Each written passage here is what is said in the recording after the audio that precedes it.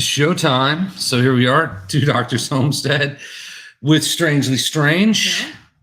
Yeah. G'day. This is part 3 already. We already got to part 3 of 1984.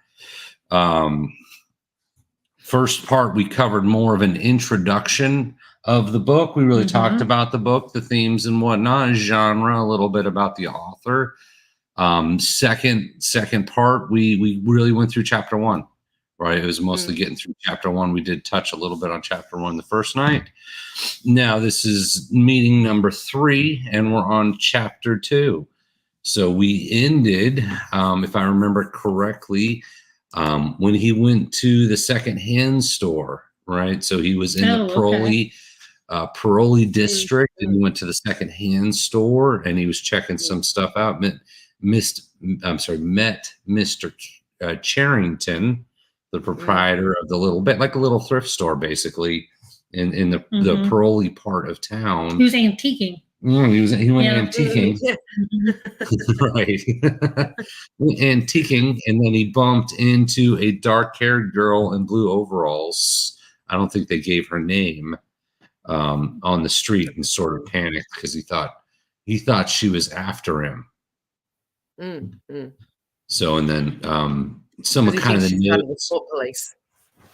Right, thought she was thought police, and I think she sort of is in one of those groups, but we'll find out later that wasn't necessarily her intent. And one of the themes was the idea of rewriting history. At this point in the book, he's very fixated on, he's pretty sure, they're rewriting history, like that's actually his job, is to rewrite history, but he's looking for some kind of evidence. And the idea is, if you can rewrite history, when memory fails and written records are falsified, what then happened? The claim of the party to improve the conditions of human life had got to be accepted, because there did not exist and never could exist any standard against which it could be tested. So the idea being, the party, they control the past, they control the news, they control the flow of information, and they keep telling you how great everything is, and there's really nothing to compare it to. So you just have to take their word for it, that how amazing everything is, because there's nothing to compare. And we saw that in the Animal Farm, right? That was also a common theme in Animal Farm, which is Squealer would get up there and be like, oh, grain production is up 600%, and the life of the animals is better than it's ever been. And everyone's like, I don't think so, but if you say so, right, it sure doesn't feel like it. So yeah, when they were actually the hardest working animals of the whole district, right. Yeah, no, absolutely. Yeah, working harder than any other animals, but they keep telling them otherwise. And that's certainly a theme in 1984. Right. They keep going on the loudspeaker telling everyone how great everything is. And they just sort of have to. We can even see it sort of happening today, like with a lot of, especially like the pre-industrial times and stuff. People go, oh, they were just dirty savages, and the medieval times, they were just, when we could actually get lots of good, important lessons, from the history, but because they're sold, it's all crap before, and the modernism has improved it all.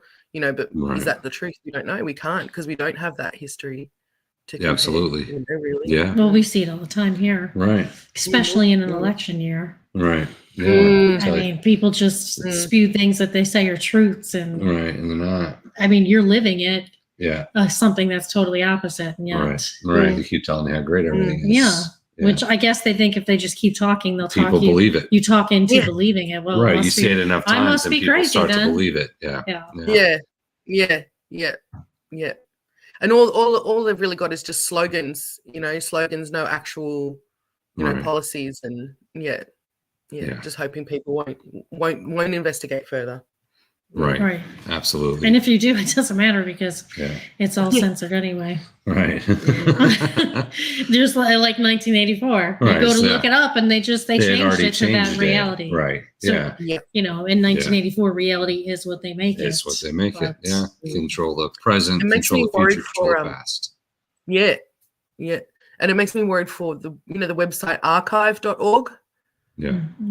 It's like it takes a photo of, like, it just takes a screen grab of every web page. So you can't, if you do go back and change it, you can go into archive.org and look back and see. Oh, the really? websites. I didn't know that.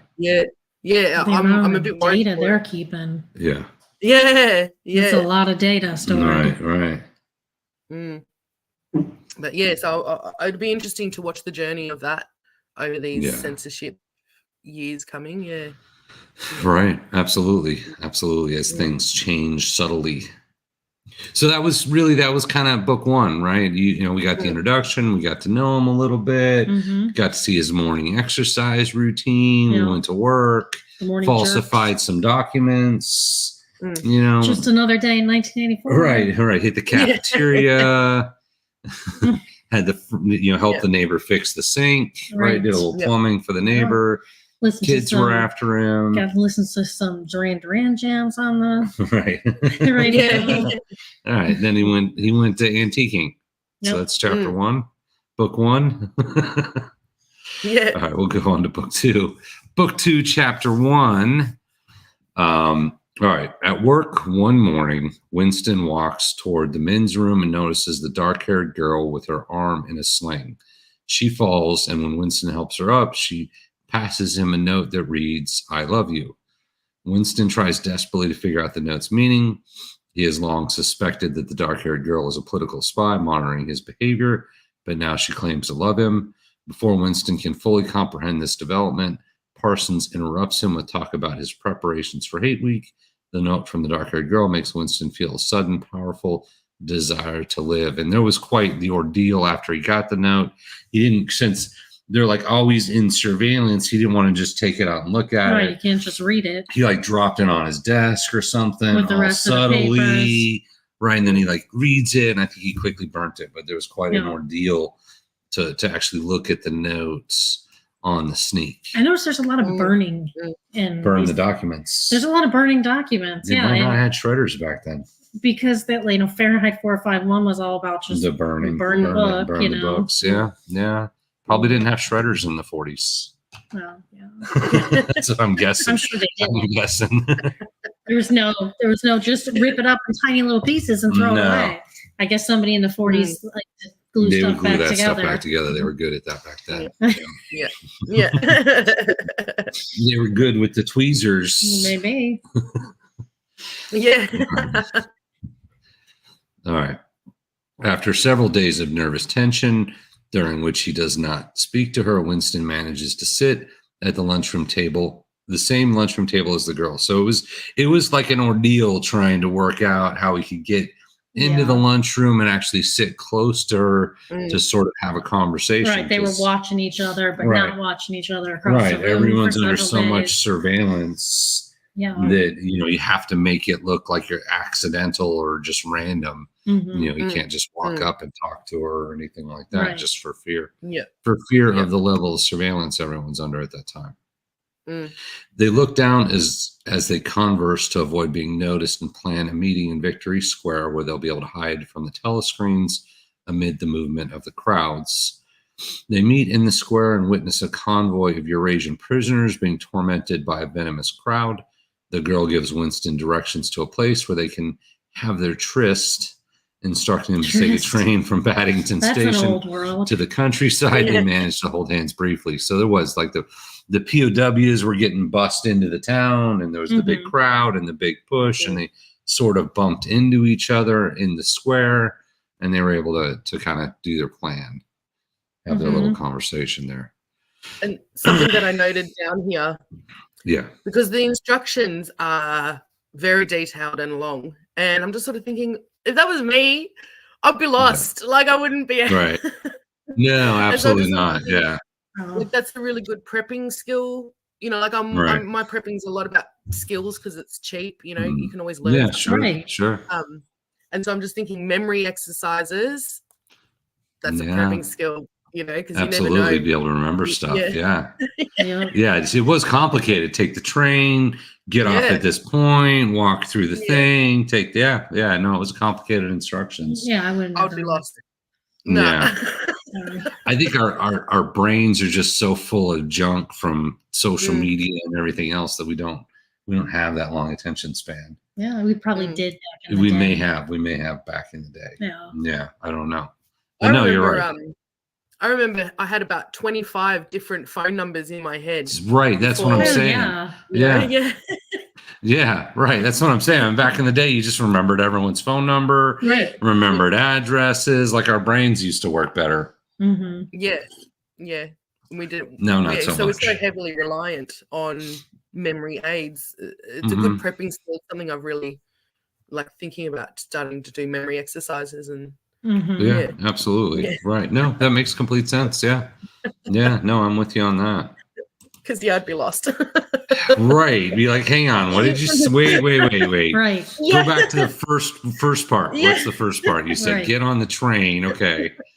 Yeah. All right. Out in the middle of the countryside, you gotta just call them up and go, what was that? Do I have to turn left or right? Right. What was the second thing you said? Right. You lost me on the second thing. Sorry. Exactly. Right. But back then, who knows? It would not surprise me if back then people had, because you had to, just like you said, you used to know everyone's phone numbers and that wasn't a problem. I think everybody's phone numbers were just off the top of your head. If you didn't call them that much, you had your little Rolodex. But besides that, you knew. I still remember my phone number from when I was a kid. Yeah. I still remember my grandparents' phone number from when, I was a kid and they lived in a certain house. So. Right. You had to. Yeah. I remember the kid one. Yeah.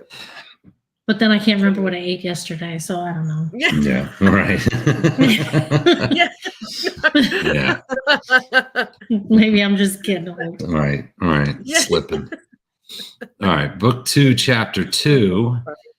Executing their plan. Winston and the girl meet in the country. Though he has no idea what to expect, Winston no longer believes the dark-haired girl is a spy. He worries that there might be microphones hidden in the bushes, but feels reassured by the dark-haired girl's evident experience, which is interesting. We talked about this before because the spy camera thing wasn't really a thing so much at that time. Nowadays, it would be like, hey, there's drones flying overhead or there's web cameras, there's trail cameras, but that wasn't really a thing. So for them, it's microphones. The satellite can just find you anywhere. The satellite, something. Right. The best he could do is there's bugs. There's microphones everywhere. Well, yeah. It was back in the day when they'd slip into somebody's place to bug it. Right. Hide the microphones. Yeah. Hidden in the bushes. Yeah. All right. She tells him her name is Julia and hears of her junior anti-sex league sash. Winston becomes aroused when they move into the woods and they make love. The experience is nearly identical to the passionate sexual encounter about which Winston has dreamed. Afterward, Winston asks Julia if she's done this before, and she replies that she has scores of times. Right. She's just a hoe. She's kind of a skank. Yeah. She just likes fooling around. Right. Yeah. Yeah. And that's the thing. We talked about that. Not really a love story. I mean, it kind of feels like it's supposed to be a love story. It's not a love story. She's kind of a skank. He was her next target, That's what excited her, was picking dudes. Right. Yeah. Thrilled, he tells her that the more men she has been with, the more he loves her, since it means the more party members are committing crimes. So they all looked at it as a crime against the party. So she's like a rebel. Yeah, she is. I mean, obviously, when you get further into the book, there's all this, stuff that Winston gets into, and she's like, dude, I don't want to do any of that. I'm just here to fool around. She doesn't she doesn't want to get into all these weird making political statements against the party and stuff. Right. It just makes me wonder, if she didn't have such a high libido, would she have been a more compliant party member? Right. I think she would have. I think she would have just told the line. If that wasn't something that they suppressed, that she would have been probably just totally fine living life, with Big Brother. Who cares? Right. Yeah. Yeah. She didn't seem to want to rebel more than that. Yeah. Right. Yeah. Exactly. Where, our hero kind of wants to overthrow the party, right? That seems he wants to break the system. He wants to overthrow the party. She doesn't really seem like that. She's just kind of being rebellious. She just wants to have a good time, and he's like an anarchist. Yeah. And that's completely different. Yeah. And he being born before the time, having those slight memories, he's got in a way more to lose, to live for in a way, because he remembers, Julia's born into it. She doesn't know anything else. It's all there is, right? Yeah. Yeah. She's just, yep. Absolutely. All right. Book 2, Chapter 3. The next morning, Julia makes the practical preparations for the return to London, and she and Winston head back to their normal lives. Over the coming weeks, they arrange several brief meetings in the city. At a rendezvous in a ruined church, Julia tells Winston about living in a hotel with 30 other girls and about her first illicit sexual encounter. Unlike Winston, Julia is not interested in widespread rebellion. She simply likes outwitting the party and enjoying herself, which is sort of what we just said. Yeah, she likes it. She explains to Winston that the party prohibits sex in order to channel the sexual frustration of the citizenry into fervent opposition to party enemies and impassioned worship of Big Brother. Winston tells Julia about a walk he once took with his ex-wife, Catherine, during which he thought about pushing her off a cliff. He says that it would not have mattered whether he pushed her or not because it's impossible to win against the forces of oppression that govern their lives. He's not really a nice guy. He's not. Yeah, I was going to chuck her off a cliff. Yeah. And I don't think they ever really explained too much. Like, she left him, but they're still married because they didn't get divorced. No. I don't remember if they really got into too much of that. I just remember they couldn't have children. Yeah. And so then the party sort of encourages divorce or separation when children don't come from the relationship. And so she didn't want no children, so I think she left. I think that's all. That's kind of all they said. I can't remember. Were they arranged? Was it like an arranged? I don't remember if they were arranged. Yeah. Yeah. They probably worked together. Right. Knowing his thing. Yeah. Yeah. Yeah. All right. So we'll go book 2, chapter 4. Winston looks around the little room above Mr. Charrington's shop, which he has rented. Foolishly, he thanks for his love affair with Julia. Outside, a burly, red-armed woman sings a song and hangs up her laundry. Winston and Julia have been busy with the city's preparations for Hate Week, and Winston has been frustrated by their inability to meet. The problem was exacerbated by the fact that Julia has had her period. I don't remember that so much for the book. Maybe. Winston wishes that he and Julia could lead a more leisurely, romantic life like an old married couple. So he rents the room, right? He rents the room above the antique shop, the secondhand store, so they can have their little hideout. Yeah, I mean, how's he renting the room and not getting caught? You'd think that they would be monitoring their cash, right? Like how much cash they and maybe that wasn't a thing back then. Pulled, how much cash they had and how receipts for spending. Nowadays, nowadays our money is completely tracked down to the penny. But maybe it just wasn't a thing back then.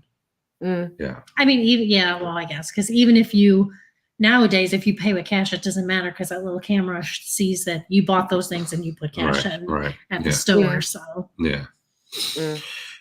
All right, Julia comes into the room with sugar. Goshen prepping. Oh, hello, sir. Yay. Oh, wait. Oh, is Goshen here? Yes, Mr. Goshen.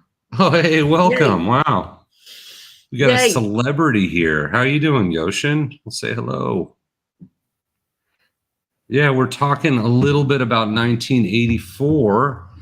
Thought for sure Julia was thought police, and she sort of was a government spy, just not thought police. But yeah, it sort of felt like that she was thought police and going to turn him in. And he, I think, up until great, saw you alive and dropped in. Yeah, hey, welcome. We're just going through 1984. This is part 3.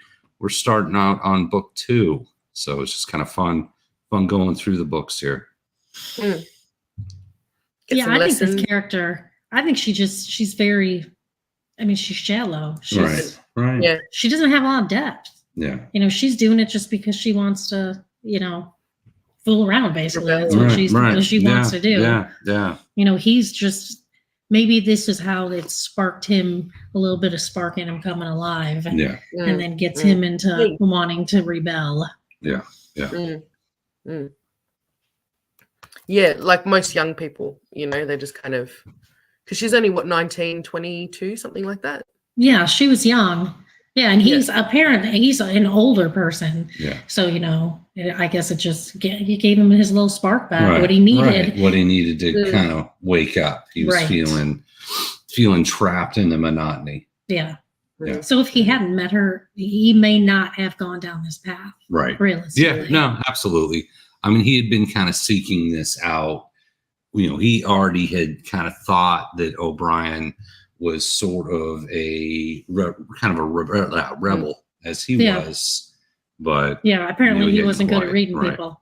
Right. Yeah, he was not good at reading. That one does not work out. Right. Yeah. Right. Right. Yeah. O'Brien was actually not a rebel. Actually, the opposite. All right. Yeah. Back on book 2, chapter 4, Julia comes into the room with sugar, coffee, and bread. Luxuries only members of the inner party could normally obtain. She puts on makeup, and her beauty and femininity overwhelm Winston. Lounging in bed in the evening, Julia sees a rat. Winston, afraid of rats more than anything else, is horrified. Julia looks through the room and notices the paperweight, which is the little coral paperweight that he bought. Oh, yeah, Winston when he was antiquing. Right, when he was antiquing, yeah. Winston tells her that the paperweight is a link to the past. They sing the song about St. Clement's Church, and Julia says that one day she will clean the old picture of the church. When Julia leaves, Winston sits gazing into the crystal paperweight, imagining living inside it with Julia in internal stasis. So that was, kind of their first time in their little room, in their little hideout. Yeah, that they've got set up there. I love part 2 because it's kind of they're living as ordinary and normal a life as they can, even under, and even though obviously it changes, but I just like this part.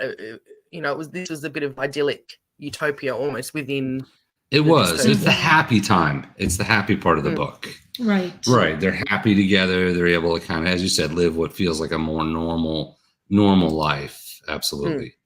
In their own little bubble. Right. They kind of have a little bubble. Completely paranoid, thinking people are constantly paranoid. Everyone's out to get them, but it would be, this would definitely be the happy. I mean, I guess it shows the glass, half full. Right. Yeah. This is the happy part of the book. Absolutely. The first party goes to work, goes antiquing. This is actually the love story part of the book. All right. Book 2, chapter 5. As Winston predicted would happen, Simey vanishes. I'm not sure on that. During the preparations for Hate Week, the city comes alive with the heat of the summer. And was that the dude that he worked with that he sat and ate lunch with? Yeah, probably. Yeah. Okay. Yeah. That's what that was. The right. Dictionary guy. Right. The guy that was a little too smart. Yes. And he's like, he's going to jail. He's going to get arrested by the thought police. Yeah. At some point, you're a little too good at your job. During the preparations for Hate Week, the city comes alive with the heat of the summer. And even the paroles seem rowdy. Parson hangs streamers everywhere, and his children sing a new song called Hate Song. Super happy there, written in celebration of the event. Kids are scary in this Kids book. are scary. Kids are kind of scary in real life now, too. Yeah. It brought me back reminiscent Children of the Corn days. I mean, it was like kids were like the demons. Right. We got a new song called Hate Song. Right. Yeah.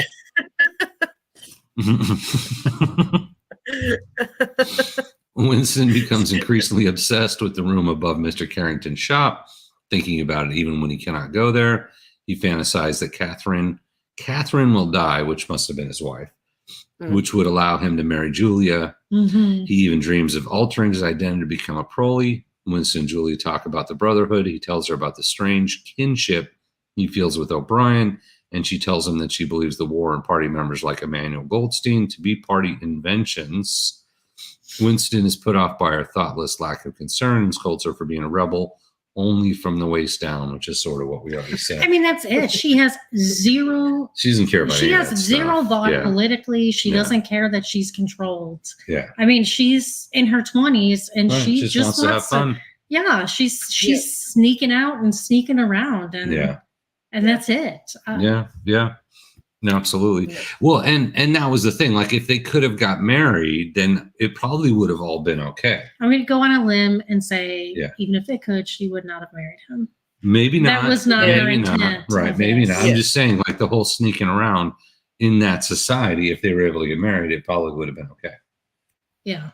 Like, that would have been like roll the credits, story's over. I don't think she would have had anything to do with them. If they could get married, she would have had nothing to do with them. It wouldn't have been interesting. She was into the thrill of just trying to get out. Trying to break rules. Yes, she's that girl. Yeah, she wanted to break some rules there. Yeah, that's it. Yeah. Yeah. All right. Book 2, Chapter 6, O'Brien makes contact with Winston, who has been awaiting for this moment all his life. During his brief meeting with O'Brien in the hallway at the Ministry of Truth, Winston is anxious and excited. O'Brien alludes to Simi and tells Winston that he can see in that Newspeak dictionary if we'll come to O'Brien's house one evening. Winston feels that his meeting with O'Brien continues a path of his life that began on the first day of rebellious thought. He thinks gloomily that this path will lead to the Ministry of Love, where he expects to be killed. Though he accepts his fate, he is thrilled to have O'Brien's address. We have the Newspeak dictionary now. It's just constantly being updated. Right. It's Google. It's just Google. It's called Google. Yeah. So, and this was interesting because obviously O'Brien, this is his job to weed out troublemakers, could kind of sense it in Winston. Mm-hmm. Unfortunately, Winston kind of took it wrong. Yeah. Yeah. Mm. All right. Book 2, Chapter 7. One morning, Winston wakes up crying in the room above Mr. Carrington's antique shop. Julie is with him and asks him what is wrong. He tells her that he has been dreaming of his mother, and until that moment, he has subconsciously believed that he murdered her. He probably did. He was not a nice kid. Yeah, he was not nice to his mom. He used to steal food from his sister. Right. He stole the food. He threw fits. Yeah. Yeah. I mean, his sister would just basically starve. Right. Because he kept taking all her food all the time. Yeah. And then he'd throw fits and go off on his mom. Yeah. Didn't he throw a fit on the sister and mom and ran out? Yeah, he did. And then they left him. Yeah. Yeah. And then never saw him again. Yeah. He's suddenly gripped with a sequence of memories. Though this is probably it that he repressed. He remembers his childhood after his father left. He and his mother and his baby sister spent most of their time in underground shelters, hiding from air raids, often going without food. Consumed by hunger, Winston stole some chocolate from them, ran away, never see him again. Yep. He hates the party for having. Yeah, because they moved on him. He left with the chocolate. Right. He ate it. By the time he came back that night, the mom and sister took all their stuff and left. Right. Well, and, see, and you don't. Okay. No, go ahead. I always thought that because his dad didn't actually leave, he was taken by the big brother. Mm-hmm. And I thought that his mum and dad were rebels, and so they ended up getting taken away. But I like right, that's possible. Okay. That they just left instead. Yeah, because they sounds like they were in hiding for a lot of. Winston's they mentioned a lot of hiding. Mm-hmm. Yeah, but yeah, absolutely possible. And he won't know. Yeah, he would never know. I mean, what happened to him? There was a dream of someone on a raft? I don't know. No, maybe that was maybe that was a different book. So the dystopian book? It might have been a different dystopian book. A raft. All right, probably a different dystopian book. It was a dream, there was a raft, and people were on the raft. Yeah. No. That was Waterworld. No, that was Waterworld. Right. Not a book I read. Not a book. Not a book I read, actually. It was too long. Right, not a book I read. Yeah. Kept seeing Kevin Costner in my dreams. Super scary. He does look a bit like Winston, actually. Now it all makes sense. Right, now it all makes sense. Yeah. All right. He hates the party for having eliminated human feelings. He believes that the paroles are still human, but that the party members like him and Julia are forced to suppress their own feelings to the point they will become virtually inhuman. Winston and Julia worry because they know that if they're captured, they will be tortured and possibly killed, and that renting the room above Mr. Carrington's shop dramatically increases the likelihood they will be captured. Fretfully, they reassure one another that although the torture will undoubtedly make them confess their crimes, it cannot make them stop loving each other. They agree that the wisest choice of action would be to leave the room forever, but they cannot. And they're a little bit wrong on the torture part. It doesn't quite work out. Yeah. All right, book 2 is that. That's Eddie. They did. They seem like they held on for a while. Yeah. Yeah, absolutely. All right, book 2, chapter 8. Yeah. I've been there, wisest course of action is to stop doing this thing. And you're just Right. Yeah. Yeah. Nope, can't do it. You can do it. I'll just keep going and see if I get caught. Right. Yeah. Well, and we've all done dumb stuff as when we were just younger. like, I could stop anytime. I just don't want to. Right. Yeah. And it's totally self-inflicted, right? At this point, we see in the book, he goes to O'Brien like he's seeking something out, and that was their demise. Like if it's he like hadn't watching done a train wreck with this guy. Like Right, you know that Right. O'Brien's not Yeah. and good. Right. And Yeah. he's just fallen into everything that the guy sets him up for. Right. Yeah. If he hadn't done that, then they might have been able to continue what they were doing for a long time. Yeah. It's the fact that he actually seeks it out. He tries to kind of go to that next level. All right, book 2, chapter 8. The two take a very serious risk by traveling to O'Brien's together inside his sumptuous apartment. O'Brien shocks Winston by turning off the television, which no one's allowed to do that. Right. You can't turn the telescreen off. Right. He's allowed to. Believing that he's free of the party's observation, Winston boldly declares that he and Julie are enemies of the party and wish to join the Brotherhood. Brian tells them that the Brotherhood is real, that Emmanuel Goldstein exists and is alive, and leads them through a ritual song to initiate them into the order of rebellion. O'Brien gives them wine, and Winston proposes they drink to the past. Julia leaves, and O'Brien promises to give Winston a copy of Goldstein's book, The Manifesto of the Revolution. O'Brien tells Winston that they might meet again one day. Winston asks if he means in the place where there is no darkness, and O'Brien confirms by repeating the phrase. O'Brien fills Winston in on the missing verses from the St. Clement's Church rhyme. As Winston leaves, O'Brien turns on the telescreen and returns to his work. So, that was kind of a big part of the story, in that they kind of go and they think they're getting recruited into the rebellion, when in really he just like went to the chief of police's house and confessed all his crimes. Right. Yeah. And O'Brien's like, yeah, right. What you said exactly. Right. I was excited at this point. I remember the first time I read it through. I was like, yeah. And then Right. But I'm also sort of thinking like the last couple of times reading it through, when O'Brien is asking them all these questions, like, what are you willing to do for the Brotherhood and stuff? I'm thinking in my head, are the Brotherhood any better than Big Brother then? Like, would they be just replacing one for the other? Right. Usually. Yeah. Right. Absolutely. Yeah. Would you be willing to? I don't remember the list, but it was horrible stuff. Right. Right. He lists off all this horrible stuff. Like would you be willing to do? On children's faces and stuff. Right. Stuff like that. Yeah. All this horrible stuff. And he's like, yeah, I'll do that. Yeah. Right. And Julia was like, no.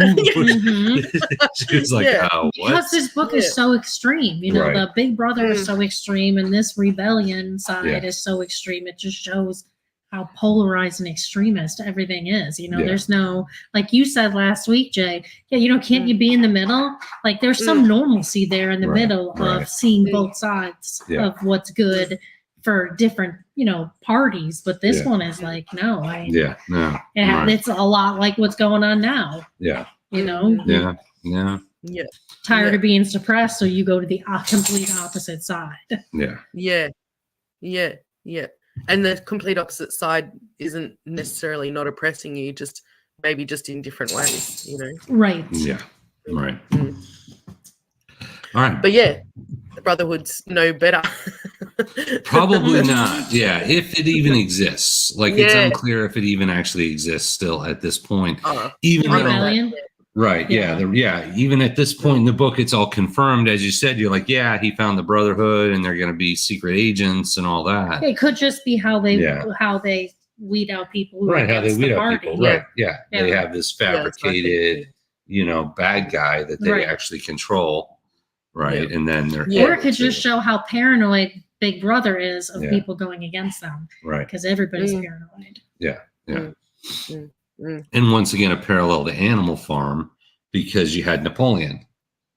Why we always got to go back to the piggies now? Oh, the piggies, right. You're always bagging on the piggies. Right. There was was it Snowflake? Snowflake was the other piggy. Napoleon and Snowflake, was, right. and they kept saying, "Oh, Snowflake he's running a rebellion, he's sneaking in at night, and he's sabotaging." Yeah. So in that case, Snowflake was basically Goldstein, right? Snowflake was the Brotherhood, where they have to have this. There's this evil group out there, that we're at war with, right? And it's somebody else who wants to take over the people in power, and they're just going to become, just like an Animal Farm, the people who were in power before. Because people are just blinded by power, and they become what they were pushing against. But the pigs deserves the milk. The pigs deserve the milk. Around here, the pigs would get the milk. Around here, I'd give my pigs. Yeah. They would get the milk and honey. All right. Book 2, Chapter 9. After a 90-hour work week, which that's a brutal one, Winston is exhausted. In the middle of hate week, Oceana has switched enemies and allies in the ongoing war, heaping upon Winston a tremendous amount of work to compensate for the change. Yeah, because they switched from Eurasia. Where they had to change all the war signs. Right. Yeah, they had all the hate signs up, and they had to reprint them all. Yeah. Hate pamphlets. Yes, because they were at war with some people. Yeah, and then they decided to change history. We've never been at war. Right. They had to change all the banners. And the person announcing it, the way that they reckoned, he didn't even skip a beat. He just read ahead half sentence, and it was as if. And so he didn't even skip a beat. The announcer, he was hate week on this thing, and then he saw the end of the sentence, and he just basically just carried over. It was just like he didn't notice. It was similar like our news. They just keep, they don't even miss a beat. They just say whatever's been told to them to say. And like little robots. Right. Yeah. All right. At one rally, the speaker is forced to change his speech halfway through to the point out that Oceania is not and never has been at war with Eurasia. Rather, the speaker says Oceania is and always has been at war with East Asia. Right. When the pamphlets, the brochures, the brochures had posters hanging on the wall say the opposite. Yeah. I mean, people should think that the whole time, like, they're insane. They're getting gaslighted the entire time. Like, how do they even believe what they see in front of their face is real? When that stuff happens. When it's that society that continues to go and go. Right.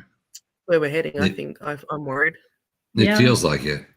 It feels like it. The people became embarrassed about carrying the anti-Eurasia signs and blame Emmanuel Goldstein agents for sabotaging them. Nevertheless, they exhibit full-fledged hatred for East Asia. Right. The signs were sabotaged. Just that quick. Right, that quick. Yeah. Obviously, it was sabotaged. Right. Like in the middle of it, they sabotaged them and switched out all the signs just to embarrass them. And the wrong one. In the room at Mr. Carrington's, Winston reads through Goldstein's The Theory and Practice of Oligarchical Collectivism, given to him by O'Brien. This lengthy book, which chapter title takes from party slogans such as "War is peace, ignorance is strength," traces a theory of social classes throughout recent history: high class, middle class, low class, the inner party, the outer party, and the proles. According to the manifesto, Eurasia was created when Russia subsumed all of Europe. Oceania was created when the United States absorbed the British Empire. And East Asia is made up of the remaining nations. These nations keep their respective populaces preoccupied with a perpetual border war in order to preserve power among the high class. Goldstein writes that war never advances significantly, as no two allied nations can defeat the third. The war is simply a fact of life that enables the ruling powers to keep the masses ignorant of life in other places. The real meaning of the phrase, war is peace. See, and this is what reminds me of when we were talking last week about the retaliation, the Israel and Iran, and with Israel and Iran. If Iran really knew that Israel was planning on, they announced it a week ahead of time. If they announced it and someone called and said we're dropping bombs this day, then we're playing war. It is. It feels like that. Yeah. And people are dying in the middle of it because you're playing it for what? Yeah. What's the purpose? To just keep perpetuating this? Right. It's a way of controlling resources. Way of control, yes. Yeah. And people, this is affecting real people every single day in a horrific way, and yet they're just doing it to do it. Right. Yeah. It feels like that. That's why a lot of At people least say, that's what it feels like. Yeah. Yeah. It Yeah. does, no, 100%. Yeah, 100%. Yeah. It is like that. And that's why a lot of people say, oh, all these politicians saying, oh, we've got to do this war. You go over first. Right. You know, Yeah. yeah. Right. Yeah. Go for it. We'll be here cheering you on, buddy. Yeah. Yeah. You guys go. You go do that. Yeah. As Winston reads, yeah, it is. It feels like it, right? To them, certainly to them. Absolutely. Well, and they have, they all have their respective military to do whatever they want with. Yeah. So they can just, they have people at their leisure that they can just use to do it for the sake of doing it. Yeah. I don't think people signed up for that purpose. Right. So. No, yeah. I don't think so. Yeah. All right. As Winston reads, Julia enters the room and flings herself into his arms. She is casually glad to know that he has the book. Right. She doesn't care. She didn't care. She wasn't interested in joining the rebellion. Right. This was her rebellion. Right. He wants to join the rebellion. This is it. This was her rebellion. Yeah. After half an hour in bed together, during which they hear the red-armed woman singing outside, Winston reads to Julia from the book. Goldstein explains after the control of history is a central tool to the party. He adds the doublethink allows inter-party members to be the most zealous about pursuing the war mentality, even though they know the falsity of the histories they write. Winston finally asks Julia if she is awake. She is not and falls asleep himself. His last thought is that sanity is not statistical, which I think just means he's not thinking correctly, and right. So he's insane. Yeah. Yeah, he's taking a lot of risk. Everything they're doing, everything is taking a lot of risk. Yeah, and she fell asleep while he was reading out of the book. She didn't care. I mean, she didn't care about the book. That's when I was like, she can care less about any of this stuff. Yeah, me too. Yeah. And if they get caught, she's flipping on him in a second. Yeah, I think she flipped a lot earlier than he did. It felt like that. Yeah, it did feel like she probably. I mean, they didn't really describe her torture too much compared to his. Right, because she probably flipped immediately. Right. She's like, he did it. He did it. Right. He made me do it. And it was her the whole time. Like there was like that thrill of, I feel like she saw this guy who rewrote everything and he was totally by the book. Yeah. And she like that was her target. Like, this is my challenge. I can get this. You can flip this guy. I could flip this guy and I can get him to do things that he probably never would. And that's where, it was great for her. Because, I mean, there's no reason she picked him. She had zero in common with him. Yeah. Yeah. Took on the challenge. Right. Exactly. Yeah. All right. Book 2, Chapter 10. While Winston lies in bed the next morning, the red-armed woman outside begins to sing. Waking Julia, Winston looks at the woman through the window, admires her fertility, and imagines that proles would one day rise to a race of conscious, independent individuals who will throw off the yoke of party control. Winston and Julia look at the woman and realize that although they are doomed, she might hold the key to the future. Both Winston and Julia say we are the dead, and out of the shadows, a third voice interjects, "You are the dead." So they're like hanging out in the room talking, and next thing you know, the TV's like, "You are the dead." Right. Big Brother's like, actually, like, you're right. What? Yeah. Suddenly, the two realize that a telescreen is hidden behind the picture of St. Clement's Church. So the picture starts talking to them. Yeah. Stomping boots echo from outside. The house is surrounded. A familiar voice speaks the last line of St. Clement's rhyme. "Here comes a candle to light you to bed. Here comes a chopper to chop off your head." The window shatters and black-clad troops pour in. They smash the paperweight, and Winston thinks about its smallness. The troops kick Winston and beat Julia. Winston becomes disoriented. He cannot tell on the time. Old-fashioned clock in the room. His troops are staring Winston. Mr. Carrington enters the room and orders someone to pick up the shards from the shattered paperweight. Winston realized Mr. Charrington's voice was the one coming from the telescreen, and that Mr. Charrington is a member of the Thought Police. And I guess I forgot that. So even if they hadn't gone to O'Brien and done all that stuff, they were said that they were watching. They were already in the trap. Yeah. Right. Yeah. It was just a matter of time. So it almost didn't matter, I guess, that they went to O'Brien's and tried to join Emmanuel Goldstein because this guy was thought police. He already knew they were breaking the rules. It was just a matter of, I guess, when they kind of wanted to take him down. Right. And they probably had that shock. He had good information on them from them blabbing, though. Yeah. I wonder if the screen was there the whole time too. Like, it might have been, right. That could just be their setup. I mean, they know they've got, they've got their city locked down. Right. And they know the troublemakers are going to kind of wander Well, maybe out. the guy who owned the building would do that and set people up. Right. That's what I'm saying. Yeah. Yeah. The guy that owned the shop was the thought police. Yeah. Because why in the world would they let a guy own a shop of all antique stuff that they don't want anybody to know about anyway? Right. Yeah. I feel like the shop itself was a trap. It was like the white van. Yeah. Right. With candy. Right. It's the candy That's van. what it was. It was a candy van.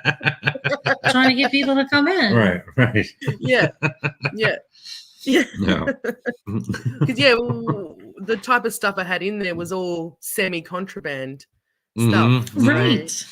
Yeah. It was set up. Yeah. Basically, it was a total setup. Right. Right. Yeah. It's interesting as you talk about the book. Yeah. More things like pop in your mind, and you're like, wait, that's really wait what a it minute. was. Yeah. So that's the end of book 2. That was chapter 10. They're captured, right? The chapter 2 is basically they starts out, they meet, he gets the I love you note.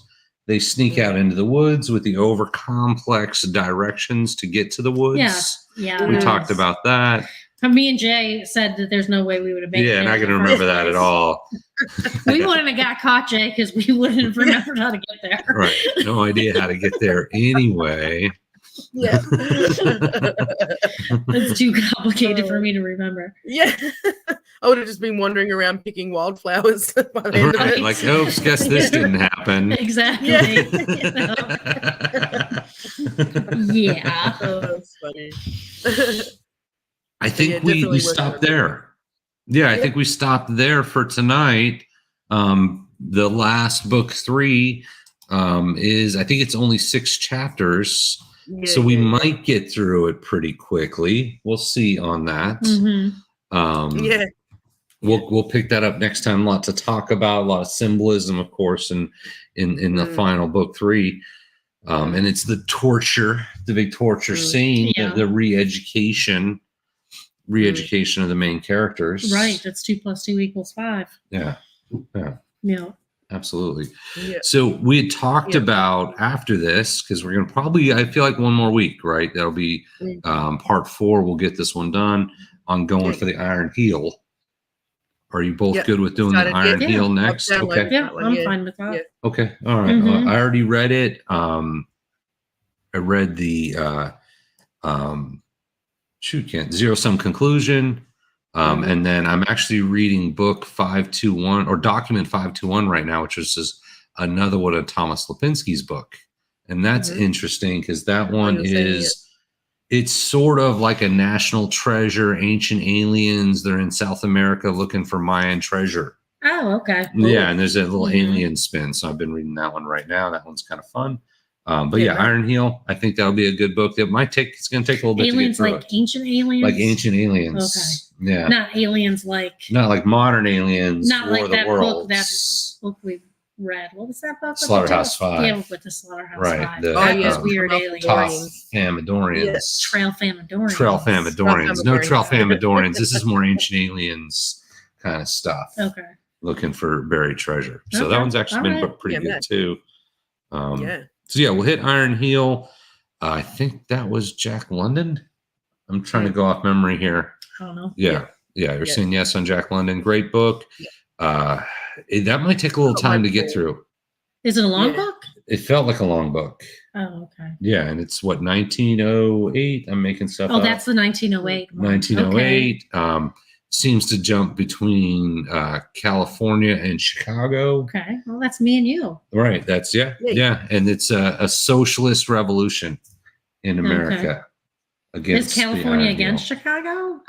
No, not so much any side. Not like Civil War wise, Oh, where okay. they're different sides, because it's more of a revolution. Mm-hmm. But no, it's that one's fun. I think we'll do that one next. Lot to read on that one. That's going to probably take a little bit to get through if you haven't started it. Okay. But yeah, next week we'll jump into the final part. I think we'll finish 1984.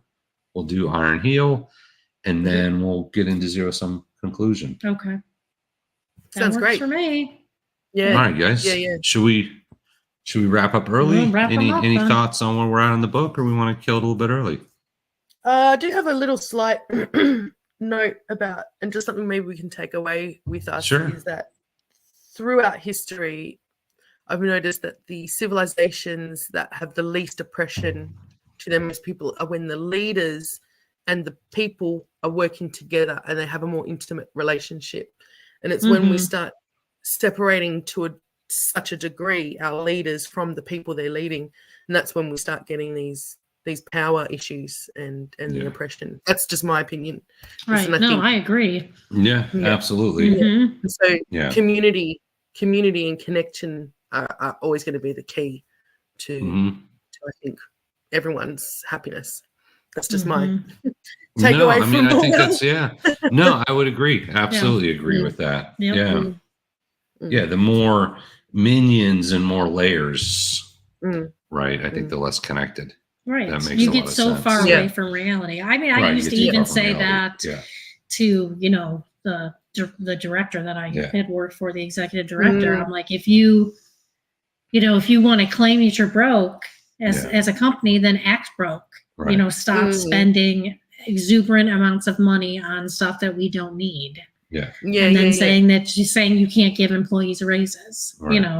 You're either broke or you're not broke, because and they're like, you'd be like, well, they don't care. I'm like, no, they do. You need to you need to understand where your employees are coming from, because if you're that far distanced away from them, you don't know what people need unless you actually understand and are part of those people. And I think you're right. That's what government is. It's lives so differently than everybody else lives. They have no idea what the everyday thing is. They have no idea what it feels like to not know if you're going to be able to put gas in your car or where you're going to get your next meal. They don't. They like to say they do, but none of them have gone to bed hungry. Or they like to spend $250,000 on an empathy consultant. Right. Because that's what we need. Yeah, that'll fix it. Yeah. True story. I'm sure. No, absolutely. I'm sure. Yeah, of course. So they got to learn to act human at some point. Once they take off their put their lizard skin. Right, put the lizard skin back on. They've got to go into training. That was V. That was V. That was a good show. Maybe we'll try to find that one. Yeah. What's it called? Well, V. There was an old TV show V, and that was the people, the lizard people. Yeah. The alien ships came down. It was the lizard people, and they had the fake face on. Right, and they would remove their skin, and they were lizard people. And they were actually lizard people. Yeah. That was the legit. That was the 80s. No, it was some 80s We stuff. are in the 80s right now. Right, we're reading. 1984. Yeah. No, absolutely. And something interesting you had pointed out on the more layers between, say, the leaders and the actual people. I remember from school, there was a study, I think it was one of the airlines, and there was something like 20 layers of management between like the CEO or the board and the regular employees. And they would actually give the CEO or the board would give an order or a direction. And then as part of the study, they would then go to an actual employee and ask them about it. And by the time it had gone through so many layers of management, it was like the game telephone. It was completely different. Yeah. It was completely different. Like there was so much separation that, it didn't matter. Like the messaging never made it to. Yeah. It's, very interesting. Yeah. Right. Just too many layers of management. Yeah. Way too many. No, it's interesting. All right. Yeah, thanks, guys. Thank you. Exciting. Absolutely. So we'll be back. We'll be back next Sunday or Monday if you're in Australia, and we'll finish off. I think we'll finish off 1984. That'll be part 4. Yeah. Yeah. All right. Thanks, everybody. No, as we Thanks, everyone. appreciate you. Yeah. Hey.